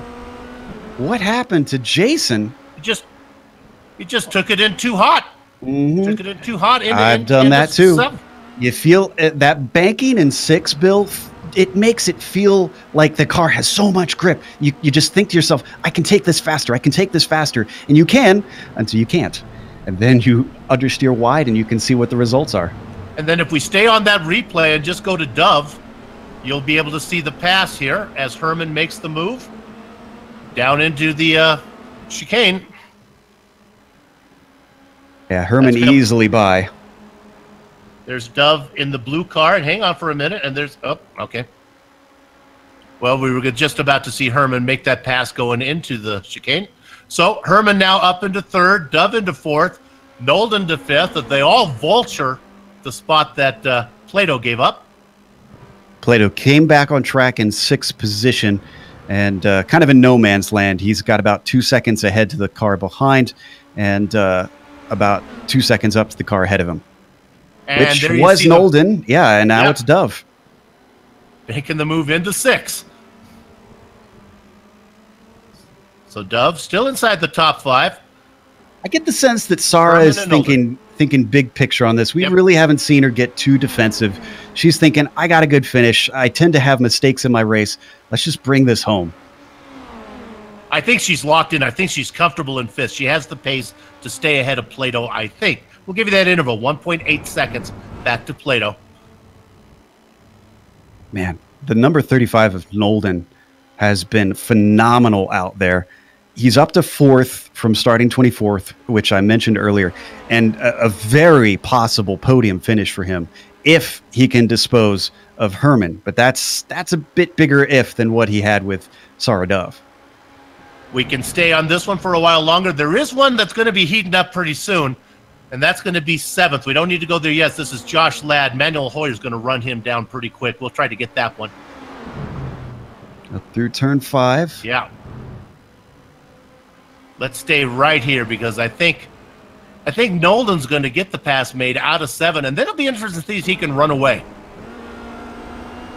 Not in cowardice, but in this, this just by his dominance.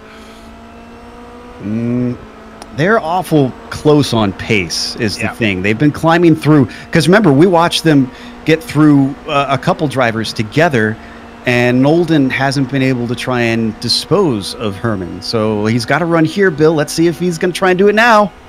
Boy, it was a big run, but it came late.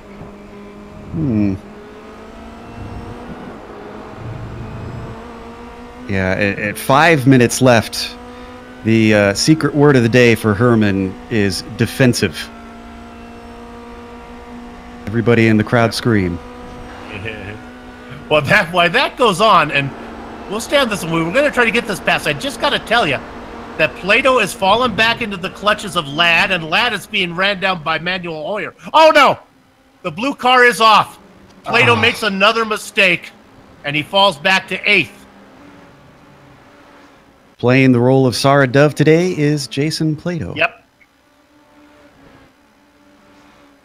Yeah, that's, like you said, 8th position with Walker a decent distance behind. Plato's got to be kicking himself. And if anything, he needs to calm down from here, Bill. It's so easy to get flustered and think, I keep giving positions away. But you got to put that stuff out of your mind. You got to focus ahead instead of what's in the past from here. As we come back live, maybe we can go to 3rd real quick if we get there, because I think now Nolden is going to make the move. He ducks to the inside, going into 10, and he gets it done. No defense from Herman, though. That really surprises me. Oh, no, and I spoke too soon. Sarah Dove spun in the chicane. She was all by herself. Outbraked herself, and the rear came around. That bumps her down to 8th now, and Plato up to 7th. So Ladd vultures a spot when Dove spins. He moves up into 5th. Hoyer now into 6th. From 27th? Wow. Yeah, this is a great run. So all the stuff I was worried about that was going to happen, it just went out of the way for Ladd, and he's in 5th and 1 second ahead of Hoyer with only probably 2 laps left of racing. Bill, you wondered about Stefan and Kerry and what their pace was comparably. I'm thinking Kerry was being held up, because now that he's gotten by, the 179 has had no answer. I had a hunch. I just had a hunch that Kerry might be able to open it up once he got through. Some incredibly clever driving from Nolden. A lesser driver would have been in a hurry to try and get past Herman, but what he did, Bill, was he basically let him slice through the field and make the moves for him and just followed through. Now, this is a nice Walker and Dove at it here. Dove out in front. Walker and also Alex Sadler. I would expect Sadler probably to get the best of those 2 drivers in front of him before this race is done, assuming his car is healthy. Yeah, Walker has been basically staying put, sitting in 9th, starting this race in 10th. Sure, he'd like one more before all is said and done.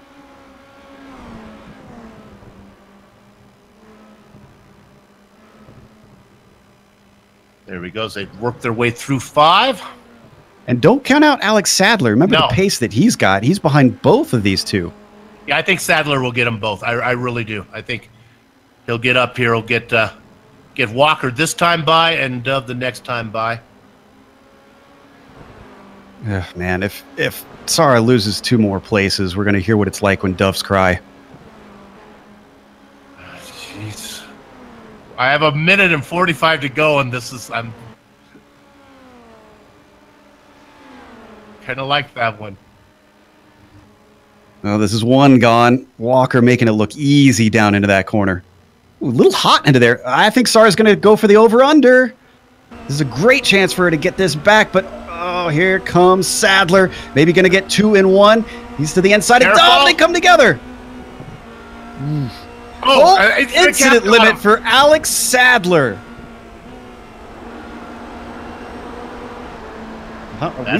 How often do we see that in this series? Because I feel like we don't. That's why we talk about it in the setup for the race. Still, this battle is on between Dove and Walker, and Dove gets it back. Actually, was that in turn 3? I think we saw it on screen. Yeah, that was a mistake from Walker coming out of 3 and just handed it back over.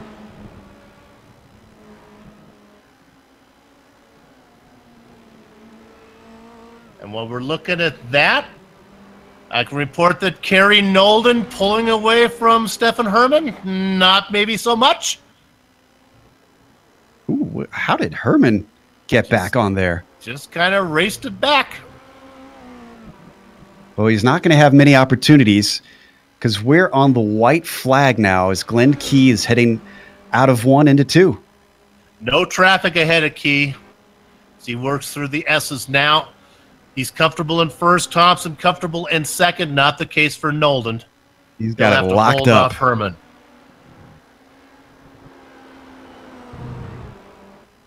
Bill's not going to acknowledge that one either. Nope. I heard it. I'm just sick of him.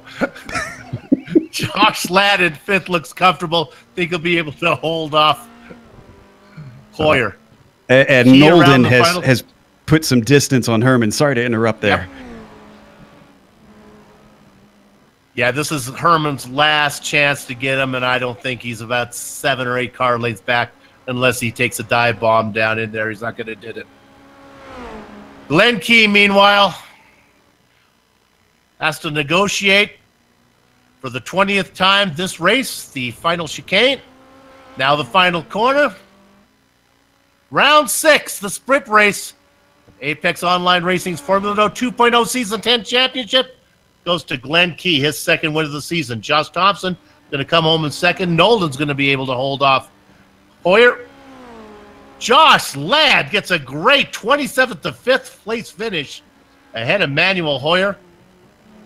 Jason Plato had his dilemmas, but he keeps it working. He comes across in 7th ahead of Dove. Ryan Walker rounding out your top 10. Well, Walker's going to finish in 11th. Let me apologize. Scott Newton is going to get 10th position. And as the rest of the cars come across, the last car to pick up points. Well, let's go to 15th real quick. This is a battle. This is Marvin Sluman here, and Marvin, well, let's get it Pierce? straight here. Yeah. No, Sluman finished ahead of Pierce, it looks like. Sluman gets it. Sluman in 15th, Pierce in 16th. And those are all the cars that are going to finish in points. So what we're going to do one more time is take a break here on the Global Sim Racing channel. Don't go far. We'll be back to run down the entire finish order, talk to some drivers before we put a lock on the gate if we get rid of Glenn Key, and we'll close it up.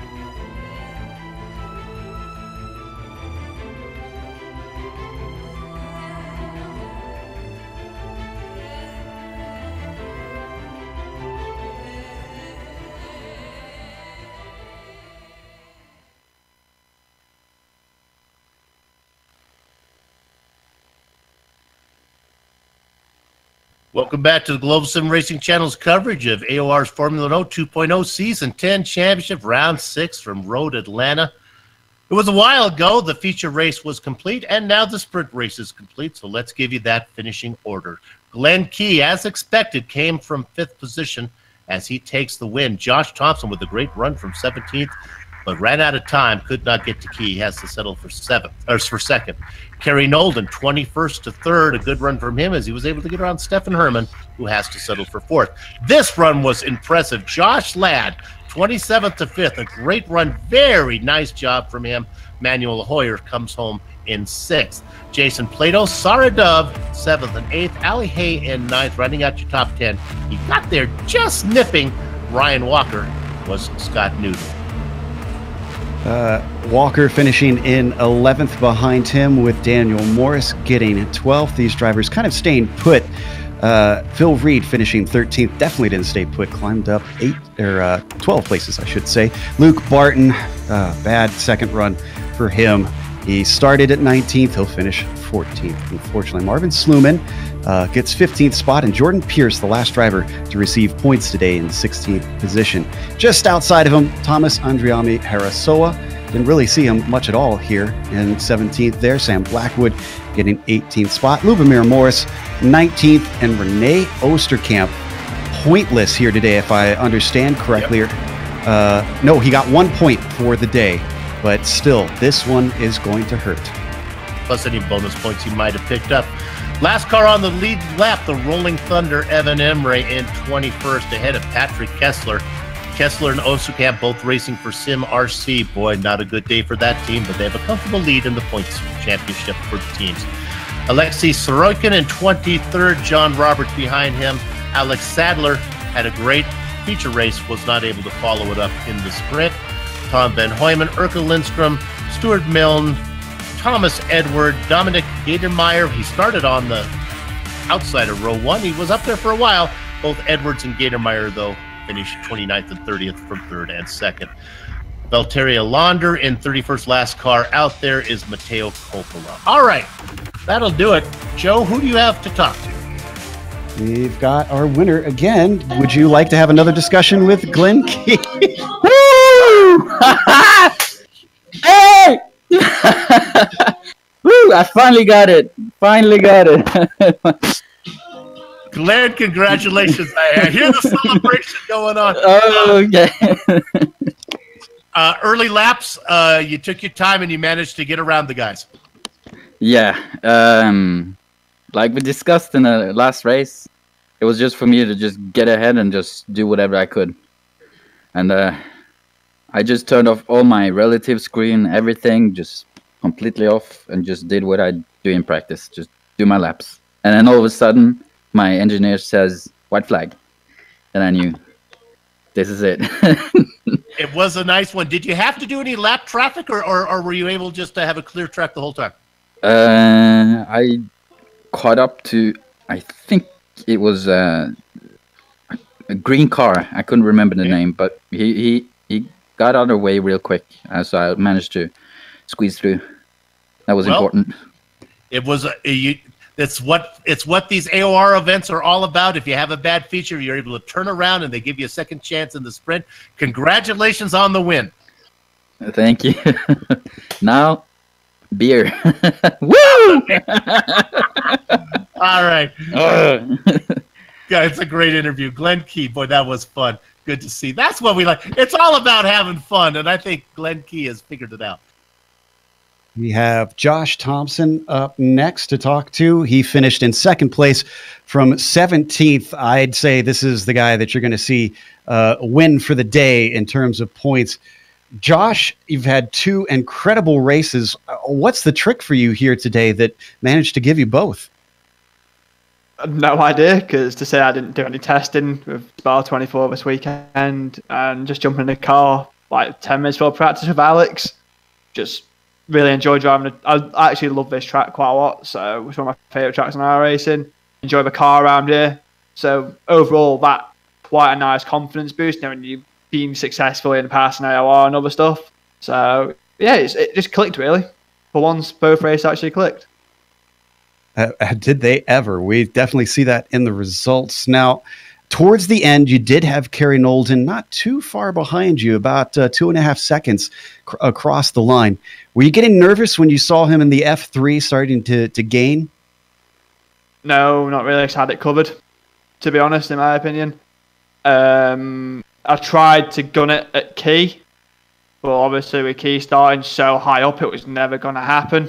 So it was quite a nice run to see I got it down a bit, but it came to the last 5 laps, like 5-6 laps. I was like, there's no point risking throwing it off. So like pull back and held, and I knew if I needed to put a lap in, I could put a lap and extend the gap, because Nolden at the closest part was 5 seconds behind at one point, 4 seconds behind. So I knew I had the gap on him in pace. One last question before we let you go. Next up is the ring. We're going on the Nordschleife. Does that make you shake in your boots or lick your chops? I'm not doing it. Oh, I'll take Nope, shaking your boots then. I might do it, but I do not like the Nordschleife. And I was one of the people who said it was stupid taking this car back. I'd rather race somewhere different, like something like Snetterton or something like that, or Donington or something we don't go to often. To me, the Nordschleife is just I might do it, but I won't be fast because I just don't want to drive her. All right. Well, we know how your feelings are then. Still, congratulations on a second place in this race. Thank you. That was Josh Thompson. And Bill, I believe you've caught up with Kerry Nolden. 17th to second. Kerry, not a good feature race, but a nice sprint return. Yeah, it was nice to get a clean race for once. Yeah, that was it went well. It was a bit hectic, as it always is in the sprint, but yeah, and just once it settled down, I was just able to just get on with it, and just kind of everyone all kind of was falling off the road, so the field started thinning out a little bit. Found myself in, I think, 7th, and yeah, it was just nice to just run a clean race, and third's a good result as well. I think we had a nice fight with Herman for the latter stage of the race, and yeah, the fastest lap as well on the last lap was quite sweet as well. I didn't realize. Congratulations! I thought once you got around Stefan that you'd leave him behind, and you started to, but then the guy fought back on you. He's hung with you. Yeah, we had quite similar straight line speed, so it was hard to get past him initially. And then we were kind of catching up with traffic as well, and that was giving him a bit of a slipstream as well. So when we got past Sarah and there was no one ahead, that was kind of the best chance to strike, because he had no toe in front of him. Yeah, and we did have similar straight line speed, but I knew as soon as I got past him, he didn't defend all that much.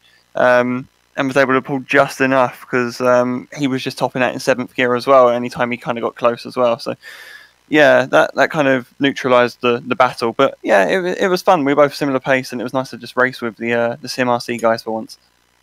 Phil Reed, not his best day, but he picked up a few points here in the sprint, so it'll help your team out a little bit. Good to see you on the points chart again. Yeah, there's not been many point scores this season, so yeah, I hope this is kind of a platform to move forward a bit. There's this saying that you're only as good as your last race, really. So hopefully that'll take some confidence going through to the Nordschleife, which when I think about it, I'm not too optimistic, but yeah, we'll go over there and have some fun. I think misery loves company. I think you're going to have a lot of people feeling the same way. Congratulations, 3rd place here in the sprint. Kerry Nolden, not having the season that he would have hoped for, but it's not because of pace. It's just he's been caught up in some incidents. One more to go, Joe.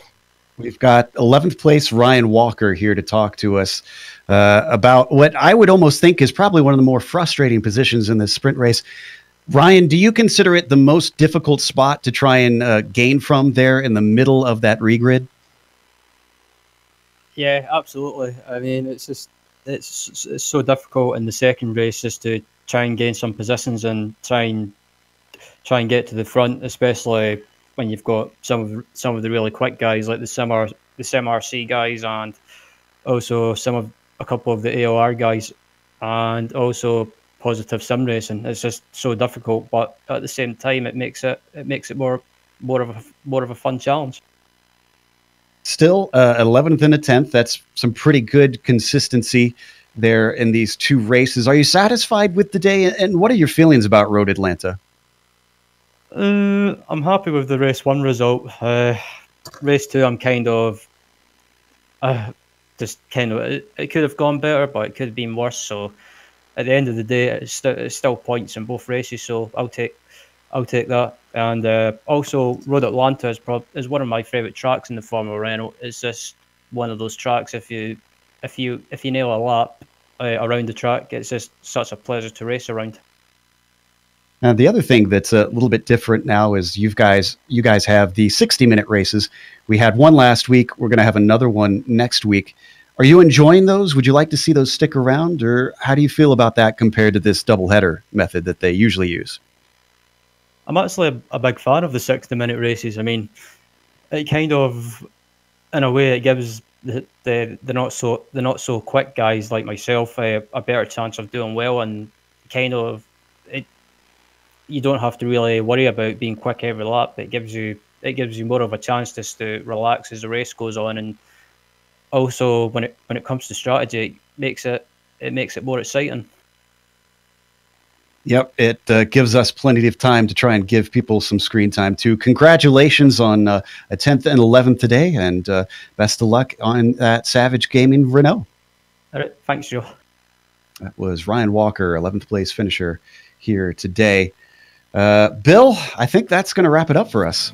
Well, you sure made a good point there. It's a different race. Those 60-minute races are a different race for the drivers, different broadcast for the commentators as well, and the directors. We get a chance to catch our breath a little bit. Right now, let's take this opportunity to thank the people that made this possible. Everybody at Apex Online Racing for organizing the Formula Renault 2.0 League, and to all the members who support this broadcast. We really do appreciate it. Thanks to the companies, equipment, and software that you see on the screen right now that we use on the broadcast, and the original music that alerts your eyes, your ears, your eyes, of something like that. It alerts part of your body that you're watching a GSRC broadcast, and that comes courtesy of Eric Ekholm and June Lalonde. See the screen to how to contact each of them. Go, Joe. Our next race is going to be at the Nordschleife. We're going back to the ring. Remember, we already had one this season, but this one on the Big Daddy track. That'll be Friday, July 26th at 3:25 p.m. Eastern. If you'd like more information about GSRC, including upcoming races, you can find it at globalsimracingchannel.com. We're also on Twitter at GSR Channel, Facebook at Global Sim Racing Channel, and Instagram at GSRC_Graham. Lastly, on behalf of the man whose voice you just heard, the hardest working man in sim race broadcasting, Joe Peak, our director, Sean Ambrose, and our camera artist, Dougie Beard, I'd like to thank all of you for watching. With that said, we're off to have fun storming the castle. So until next time, race clean, race hard, and we'll see you on the track.